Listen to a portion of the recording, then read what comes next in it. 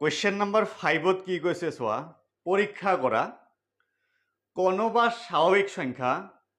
এনৰ ক্ষেত্ৰত 6 to the power n সংখ্যাটো 0 অংকৰে শেষ হ'ব পাৰে নে নাই প্ৰমাণ কৰিব দিছে মানে এইটো কি কৈছে কথাটো কোনোবা স্বাভাৱিক সংখ্যা মানে কি তোমালোকৰ 1 ৰ পৰা ষ্টাৰ্ট হয় 1 2 3 4 5 6 7 এনেকে গৈ থাকিব ঠিক আছে এইবিলাক হৈছে তোমালোকৰ স্বাভাৱিক সংখ্যা এনৰ ক্ষেত্ৰত কৈছে 6 টু দি পাৱাৰ n সংখ্যাটো 0 অংকৰে শেষ হ'ব পাৰে নে নাই চোৱা এতিয়া কৈছে 6 টু দি পাৱাৰ n সংখ্যাটো 0 ৰে শেষ হ'ব পাৰে নে নাই ইয়াতে চোৱা 6 টু দি পাৱাৰ n ৰ মান যদি তোমালোকে 1 বহুৱা কিমান হ'ব 6 ৰ মান যদি তোমালোকে 2 বহুৱা কিমান হ'ব 6 into 6 কিমান হ'ব 36 ৰ মান যদি তোমালোকে 3 বহুৱাই দিয়া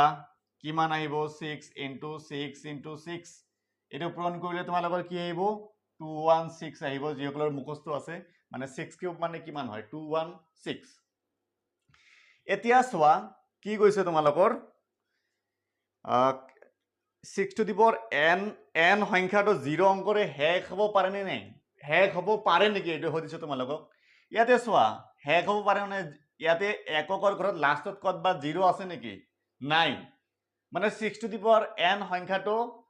0 অংকৰে শেষ হ'ব নোৱাৰে 0 হ'বলৈ তোমালোকৰ কি হ'ব লাগিব তোমালোকে যদি 0 ৰে শেষ হ'ব লাগে ইয়াতে চোৱা 10 হ'ব লাগিব নহয় 20 হ'ব লাগিব 30 হ'ব লাগিব 40 হ'ব লাগিব 100 হ'ব লাগিব এতিয়া চোৱা ইয়াতে ইয়াক যদি গুণফল হিচাপে লিখা 10ক 2 into 5 এটো কিমান আহিব 2 into 5 মানে 2 into 2 into 5 হ'ব 30 ক লিখিলে 3 into 2 into কিমান হ'ব তোমালোকৰ 5 40 ক লিখিলে তোমালোকৰ কি আহিব 2 into 2 into 2 into 5 হয়নে 100 ক লিখিলে কি আহিব 100 ক এনেকৈ আহিব 2 into 2 into 2 5 into 5 100 ক লিখিলে এনেকৈ আহিব ইয়াতে এটা বস্তু লক্ষ্য কৰিছানে গটেই কেইটাতে চোৱা মানে যিবিলাক সংখ্যা 0 ৰে শেষ হয় গটেই কেইটাতে চোৱা 25 25 25 25 ইয়াতে 25 গটেই কেইটাতে কি আছে কমন আছে মানে ইয়াৰ পৰা তোমালোকক বুজিব লাগিব যে মানে 0 ৰে যদি শেষ হ'ব লাগে কোনো এটা সংখ্যা তাৰ মৌলিক উৎপাদীকৰণত তোমালোকৰ 25 থাকিব লাগিব ঠিক আছে যদি 25 থাকে তেতিয়া 0 ৰে শেষ হ'ব কিন্তু যদি 25 নাথাকে 0 ৰে শেষ হ'ব নোৱাৰে ঠিক আছে এতিয়া অংক আকাৰে কেনেকৈ লিখিবা মই লিখি দিছো তোমালোকে চোৱা ইয়াতে চোৱা অংক আকাৰে যিখিনি লিখিবলগীয়া আছিল গোটেইখিনি মই লিখি দিছো মই এফালৰ পৰা বুজাই দিছো তোমালোকে চাই যোৱা প্ৰথমতে কি লিখা হৈছে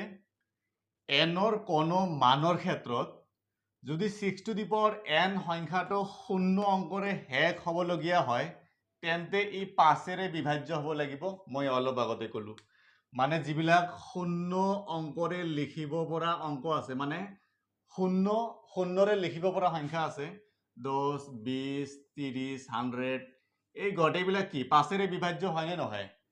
মানে 2 into 5 থাকিব লাগে 2 into 5 থকা মানে কি 5 ৰে বিভাজ্য হয় 2 ৰে বিভাজ্য হ'ব ঠিক আছে মানে 5 টো কমন থাকিব লাগিব n ৰ কোনো মানৰ ক্ষেত্ৰত যদি 6 টু দি পাৱাৰ n সংখ্যাটো 0 অংকৰে শেষ হ'বলগীয়া হয় তেন্তে 5 ৰে বিভাজ্য হ'ব লাগিব ঠিক আছে এইখিনি বুজিবলা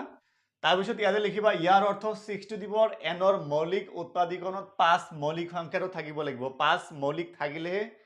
তোমালোকৰ কি হ'ব 0 অংকৰে শেষ হ'ব যেহেতু আমাৰ 5 নাই তাৰ পিছত চোৱা এটো সম্ভৱ নহয় কাৰণ তোমালোকে যদি 6 টু দি পাৱাৰ n অৰ্থাৎ 6 ক যদি তোমালোকে মৌলিক উৎপাদীকৰণ কৰা 6 মানে কি তোমালোকৰ 2 3 যা 2 3 যা কি হয় তোমালোকৰ 6 হয়